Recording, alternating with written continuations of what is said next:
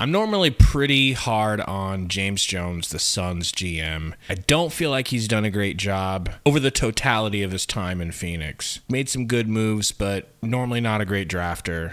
Don't think he values the right things. Lately, he's been on a brilliant streak. He did a great job in the draft considering the lack of assets the Suns had. And with NBA free agency hours away, he made another solid decision for Phoenix. Really a decision that had to be made. Finally, someone in a front office position of power has shown Bol Bol a tiny modicum of respect, as the Suns have now re-signed him for 1 year. But the Suns now have his bird rights. Even though the new CBA is rough on Phoenix right now, they'll be able to sign him no matter what the cost, the same way that they were able to do it with Royce O'Neal earlier this week. But no, the Nuggets treated Bol Bol like he was worthless, and I understand he hasn't made any coaches really fall in love with him yet. But Orlando seemed like a nice place for him to develop. Then they tossed him away. I'm just glad that at least temporarily, it seems like Bol Bol has found his footing and his place in the NBA. I really think he's earned it. I have no love lost for Frank Vogel, but considering Bol couldn't get rotational minutes in Mike Malone's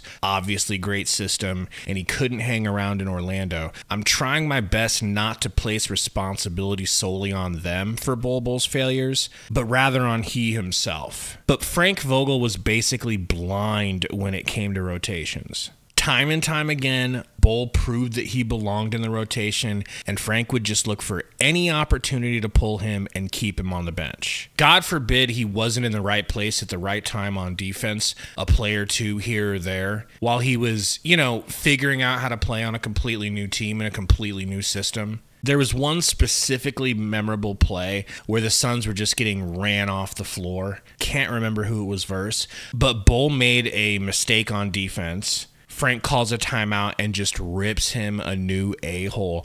And we pretty much didn't see him again all season. Not for any serious minutes. Vogel and Bol Bol were not a good match together, but all signs are pointing towards that not being the case with Coach Mike Budenholzer. It's largely suspected that due to his success winning a title with a stretch five in Brook Lopez, that Coach Bud will want and require another shooting center. That doesn't seem to be in the cards for Phoenix right now. At least they didn't come away with any of them in the draft. If they don't get a stretch big in free agency, it's very possible we could see Bol Bol return to a backup center role. One of the things Vogel did that was wise, he played Bol at the 3 and the 4 instead of playing him at center. And really that does seem like his best role. But with the spacing of Bud's offense and the sheer volume of threes that we're expecting to see going up, we might need to take another look at what Bol can do at the 5. His shooting from 3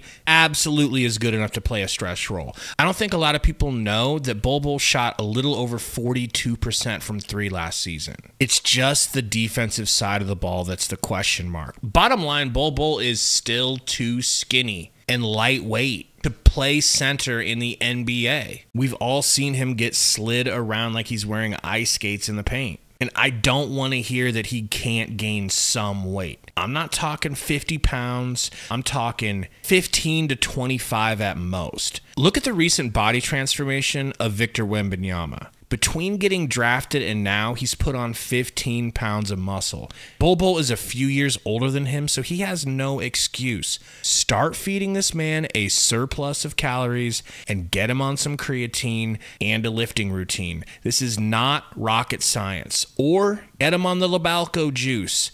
I really don't care. It would actually be worth a 25-game suspension. Tell me what you think in the comments. Is Bol Bol about to have his first real breakout season?